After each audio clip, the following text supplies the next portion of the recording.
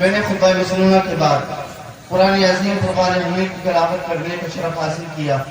اللہ تبارک و تعالیٰ اپنے مقدس کلام کے اندر ارشاد فرماتا ہے وَأَمَّا بِنِعْمَةِ رَبِّكَ فَحَدِّثْ، اے لوگوں اپنے رب کی نعمت کا خوب چرچا کرو۔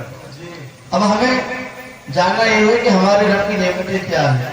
سب کچھ سن چکے ہو کہ سب سے بڑی نعمت ہمارے لیے سرکار علیہ السلام کا اس دنیا میں تشریف لانا ہے۔ بولو سبحان اللہ، ہے کہ نہیں؟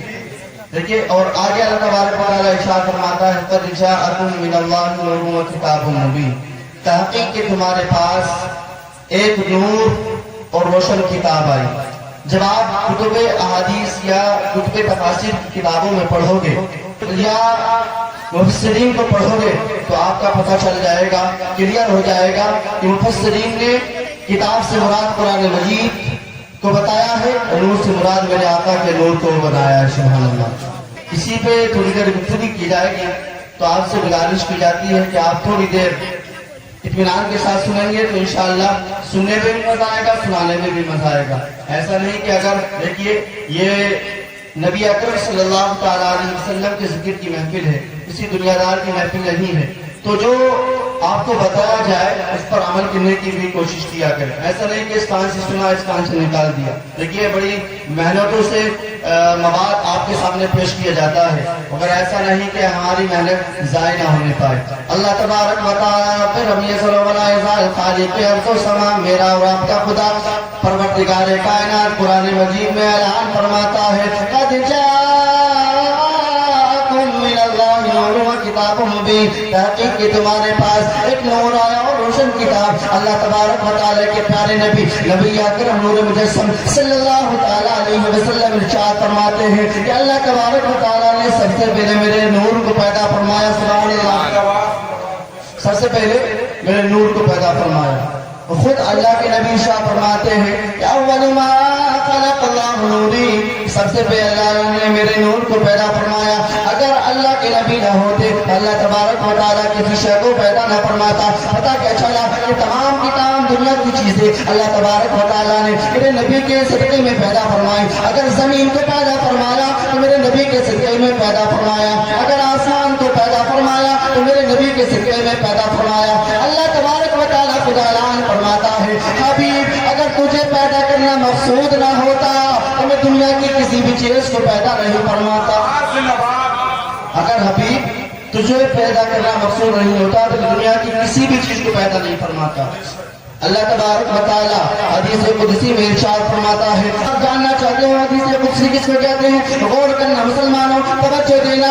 حدیث قدسی اس کو کہتے ہیں کہ اللہ تبارک و تعالیٰ کا حکم ہوتا ہے مگر زبان میرے مصطفیٰ کریم کی ہوا کرتی ہے۔ حدیث پاک کے اندر اللہ تبارک و تعالیٰ ارشاد فرماتا ہے میں ایک چھپا ہوا خزانہ تھا، جب میں نے چاہا کہ میری پہچان کی جائے، میری شناخت کی جائے تو میں نے اپنے نور کو جدا کیا۔ اپنے نور کو جدا کرنے کے بعد میں اپنے نور سے نور محمدی کو پیدا کیا، اپنے نور سے نور محمدی کے نور کو پیدا فرمایا۔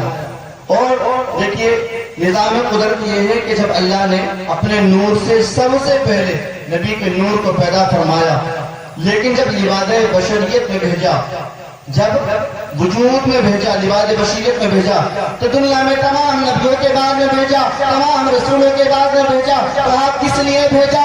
اس لیے کہ آنے والے آتے رہے، آنے والے آتے رہے، نبی علیہ السلام کی ولادت کی خوشخبری سناتے رہے، تمام کے تمام رسول آتے رہے، انبیاء آتے رہے، آنے کے بعد میں اپنی امتی کو بتاتے رہے ہم آگے ہمارے بعد میں اللہ کا محبوب آنے والا ہے، ہمارے بعد میں اللہ کا محبوب آنے والا ہے۔ بتاؤ تو صحیح اللہ تبارک و تعالیٰ نے دنیا کے اندر 1,24,000 کا مبیش ہے، 2,24,000 کا مبیش انبیاء کرام رسولان نظام اس دنیا کے اندر بھیجے۔ حضرت آدم علیہ السلام سے لے کر کے حضرت عیسیٰ علیہ السلام تک تمام کے تمام رسول آتے گئے، آنے کے بعد میں اپنی امتی کو خوشخبری سناتے چلے گئے کہ ہم آگے ہمارے بعد میں رسول آنے والا ہے۔ اللہ کریم نے سب کو عزت عطا فرمائے، سب کو مقام سے نوازا، مگر میرے حضور کی شان سب سے الگ ہے۔ اللہ تبارک و تعالیٰ نے کسی کو کلیم اللہ کی کتاب سے نوازا، کسی کو صفی اللہ کی کتاب سے نوازا، کسی کو ذبیح اللہ کی کتاب سے نوازا، کسی کو خلیل اللہ کی کتاب سے نوازا،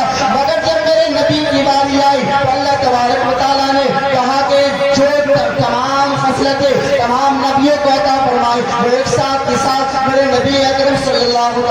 وسلم کو عطا فرما دے۔ اس لیے تو ہم سنی مسلمان میں کہتے ہیں پہ کرے دل ربا بن کے آیا، پہ کرے دل ربا بن کے آیا، روح ارض و سما بن کے آیا، سب رسول خدا بن کے آئے، وہ حبیب خدا بن کے آیا۔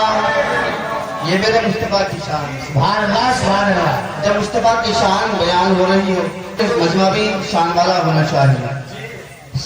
آگے شاعر فرماتا ہے سیدہ امنا کا دلارا، وہ حلیمہ کی آنکھوں کا تارا، وہ شکستہ دلوں کا سہارا، بے بسوں کی دعا بن کے آیا، بادشاہوں نے کی ہے غلامی، تاجداروں نے دی ہے سلامی، بے مثال ان کا نام گرامی، بے مثال ان کا نام گرامی، دست قدرت نے ایسا سجایا، دست قدرت نے ایسا سجایا، اس نے تخلیق کو رشتایا، جس کا رتبہ کسی نے نہ پایا، وہ خدا کی رضا بن کر کے آیا۔ ملت اسلامیہ بتاؤ تو صحیح کون جانتا تھا خدا کو، کون پہچانتا تھا اللہ تبارک و تعالیٰ کو؟ اگر دنیا کے کسی آدمی سے سوال کیا جائے کہ تو نے رب کو دیکھا ہے کہ تو اللہ کو جانتا تھا، تو ہر دنیا کا آدمی یہی جواب دے گا میں نے اللہ کو نہیں دیکھا، میں نے اللہ کو نہیں پہچانتا۔ تو پھر میرا سوال بنتا ہے کہ تو نے اللہ کو نہیں دیکھا تو کیسے مان لیا، کیسے مان لیا؟ ہر ایک انسان کا جواب یہی ہوگا کہ ایک دیکھنے والے کا کہاں مان لیا ہے، ایک دیکھنے والے کا کہاں مان لیا ہے، بن دیکھے ہم نے تجھے خدا مان لیا ہے۔ نعرہ تکبیر، نعرہ رسالت، مسلک اعلیٰ حضرت حافظ و قاری آصف رضا صاحب قبلہ سرکار کی آمد جشن ولد میلاد النبی کہ ایک دیکھنے والے کا کہاں مان لیا ہے، بن دیکھے ہم نے تجھے خدا مان لیا ہے۔ جب اللہ تبارک و تعالیٰ نے اپنی شناخت کرنا چاہا، میرے مصطفیٰ کریم کو پیدا فرمایا۔ کس کو پیدا فرمایا؟ میرے مصطفیٰ کریم کو۔ دیکھیے اور حضور علیہ السلام ہے وجہ وجوہ کائنات ہے، تو پتہ کیا چلا کہ اللہ تبارک و تعالیٰ نے میرے نبی کو پیدا اس لیے کیا تاکہ دنیا جان لے رب کی شان کیا ہے۔ اس لیے تو شاعر کہتا ہے گردش میں کہا اس کے مقدر کا ستارہ، وہ جس کو میسر تیری رحمت کے سہارا، تنہا ہی اکیلا ہے تو یکتا ہے احد ہے، غیرت تیری کرتی نہیں شرکت کو گوارا، حق یہ ہے کہ تجھ بن کوئی معبود نہیں ہے،